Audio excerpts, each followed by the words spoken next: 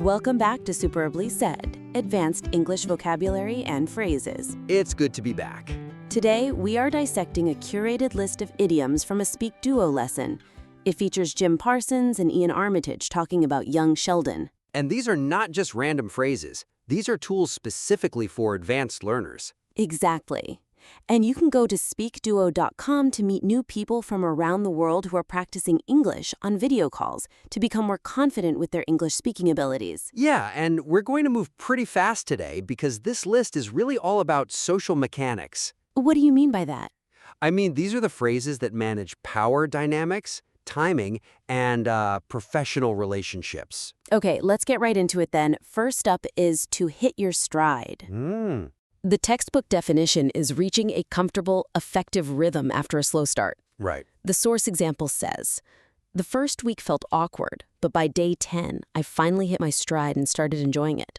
Okay. But honestly, that just sounds like a fancy way of saying I got used to it. Is there actually a difference? Oh, a massive difference. Getting used to it is passive. You can get used to a bad situation. Okay. Hitting your stride is active performance.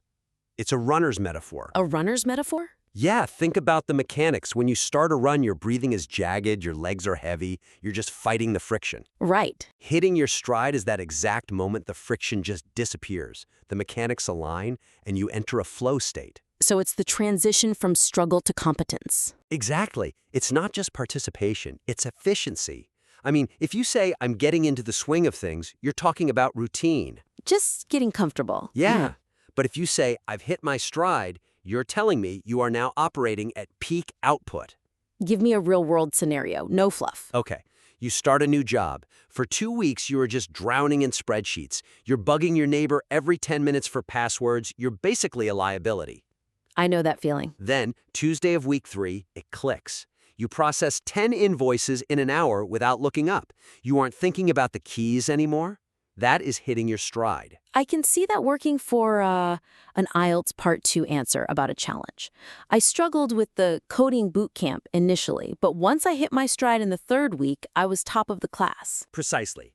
It signals resilience followed by mastery. All right, next phrase, to call the shots. A classic. Definition: to be the one making decisions and directing what happens. The source says, "I didn't call the shots in that project, so I focused on doing my part extremely well." Again, this feels like corporate jargon for being the boss. But it's not about the title. It's really about the liability. The liability. Yeah. You can have manager on your business card and still have zero power. Calling the shots means you are the one pulling the trigger. It comes from target practice or billiards. You point, you shoot. So it distinguishes the figurehead from the actual leader? Right. Compare it to running the show. Running the show is broad oversight. Calling the shots is specific, tactical decision-making. Okay. And more importantly, if you call the shots, you take the blame if you miss. So, in a merger scenario. In a merger, the CEO might be running the show, but the external auditor is calling the shots on which employees get fired. So they have the active power in that moment. Got it. So if you're answering a question about leadership, you might say, "While my title was just associate, during the crisis, I was the one calling the shots because I knew the software best." Exactly. It asserts authority based on action, not just rank. Okay, so you're calling the shots. But if you don't pay attention to the people around you, you're going to fail. For sure. And that brings us to take cues. Definition: to notice signals and adjust behavior. The source: I took cues from the room and kept my story short because everyone looked tired.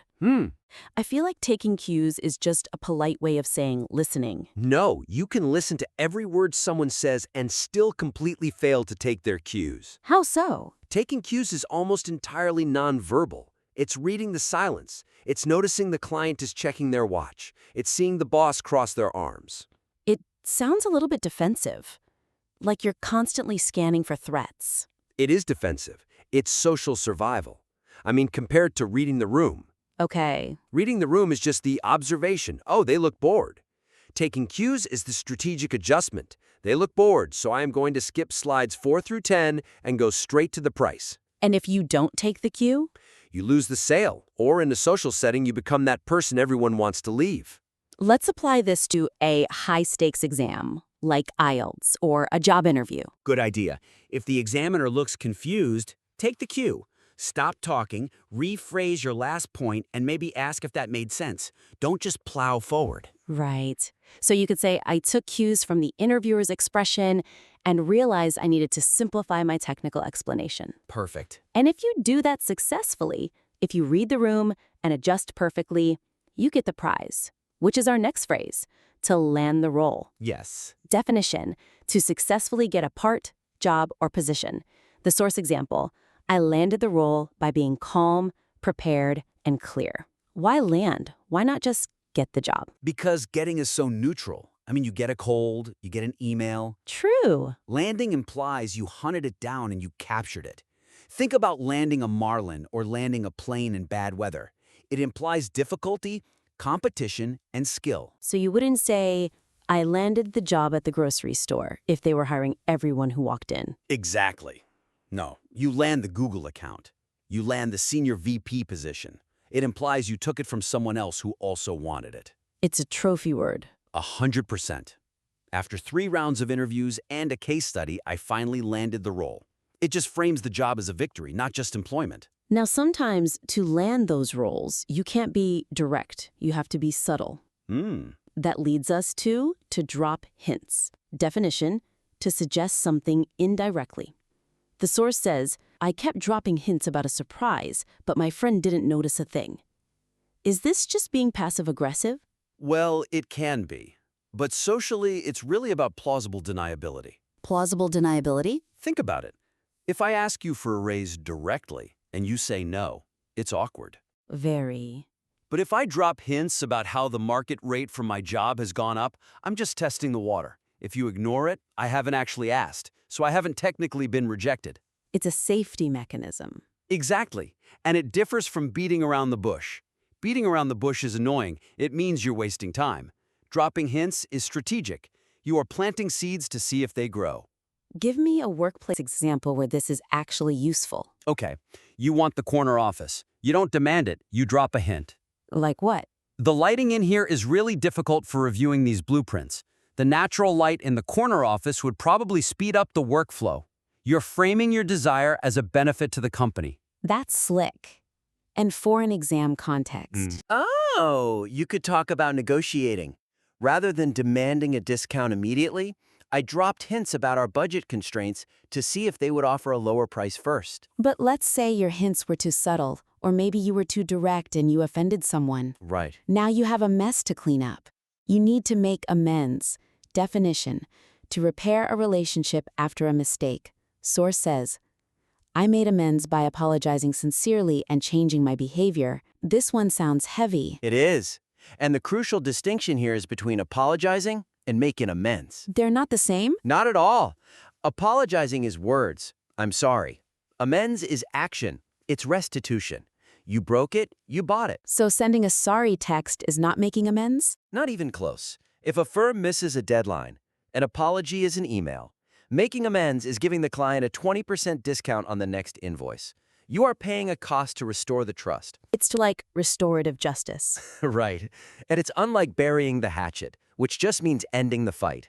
Making amends admits guilt and offers payment. And an example for a difficult conversation. You could say, I realized my lateness had impacted the team, so I made amends by taking on the weekend shift for the next month. That definitely proves you're sorry.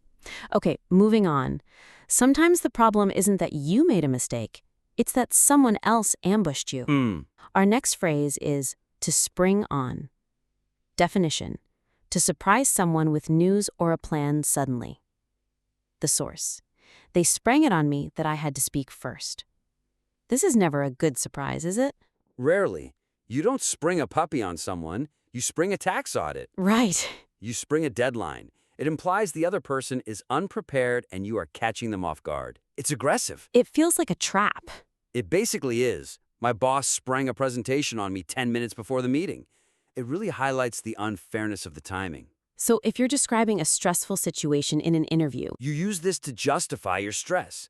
It was difficult because the new requirements were sprung on us after the budget was already approved. It shifts the blame to the timing. And when that happens, when the boss springs the deadline on you, you can't explode. No. You have to keep composure. Definition: to stay calm and controlled. The source: I kept my composure even when everyone was laughing. How is this different from just keeping a straight face? Well, keeping a straight face is purely physical. You don't smile or laugh. Keeping composure is total emotional regulation. You can be furious, terrified, or humiliated inside, but on the outside, you are the professional. You are functional. It's grace under fire. Exactly. It's not holding it together, which sounds like you're about to crack. Keeping composure implies you are the anchor in the storm. Scenario: a customer is screaming at you because their order is wrong. Right. You want to scream back, but you keep your composure. You lower your voice, you apologize, and you solve the problem. That is the hallmark of a senior professional. And finally, a piece of advice to help you keep that composure. To hold your horses. Love this one. Definition: to slow down and wait before acting. Source: I was about to send the message, but I held my horses and reread it first. This sounds like something a cowboy would say. It is very idiomatic, very informal. Don't put this in a legal brief. Right. But in a team meeting? Absolutely. It's a check on impulse. It just means stop rushing. It's similar to pump the brakes. Yes. It implies someone is galloping ahead, usually because of excitement or anger, and they're about to run off a cliff. Hold your horses. We haven't even checked the budget yet. So for an IELTS answer about a time you prevented a mistake? Perfect for that. The team wanted to launch the product immediately, but I told them to hold their horses until we finished the safety testing. Perfect. We've covered authority, strategy, and emotional control. A lot to cover. We are going to test if these concepts actually stuck. We have a quiz. And we're going to be specific here. I will read a situation. I will give you 3 options, A, B, and C. And I'll repeat the key phrase we're looking for so you can really lock it in. Feel free to pause the show here if you need to think about the answer before I reveal it. Ready? Question 1. After a month of navigating the new corporate software, the development team finally began to, option A, hit their stride. Option B, call the shots. Option C, land the role. Remember the runner. They stopped stumbling and found their rhythm. They began to, The answer is A, hit their stride. because they moved from awkwardness to performance. Question 2. During the high-stakes negotiation, the lead consultant was clearly the one who would, option A, hold their horses, option B, call the shots, or option C, take the cues. Who is pulling the trigger? Who has that decision-making power? The one who would? The answer is B, call the shots. Yep. The person taking active responsibility for the decisions. Question 3. Effective public speakers are those who can seamlessly from the audience's body language. Option A, drop the hints. Option B, make the amends. Option C, take their cues. They are reading the room and adjusting. They are looking for those signals too. The answer is C, take their cues. Not just watching, but changing their behavior based on what they see. Question 4. Despite the intense competition among senior executives, Sarah managed to, of CEO. Is it A, land the role, B, hit the stride, or C, spring the news? She fought the competition and she won the prize. She managed to. The answer is A, land the role. She didn't just get it. She secured it against the odds. Question 5. If you want a promotion, you should probably be more direct, rather than just during meetings. Is that A, taking the cues, B, dropping hints, or C, make amends? So the opposite of being direct. You're planting those seeds and hoping they notice. You are just The answer is B, dropping hints. strategic suggestion without the commitment of asking directly. Question 6. After the project delay caused friction with the client, the firm offered a discount to option A, spring it on, option B, hold horses, option C, make amends. This is about action to fix a mistake, paying a cost to repair trust. They offered a discount to. The answer is C, make amends. Restitution, not just words. Okay, question 7. I wish you wouldn't such a massive workload me at 5 o'clock on a Friday. Option A, spring it on. Option B, call it out.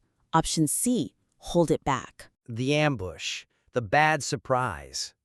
I wish you wouldn't. The answer is A, spring it on. Catching someone off guard with something unpleasant. Definitely. Final question. Before we invest our entire budget into this unproven market, we really need to, option A, make our amends, option B, hold our horses, or option C, land our roles. Stop. Slow down. Don't rush into it. We really need to The answer is B, hold our horses. pause and think before acting on that impulse.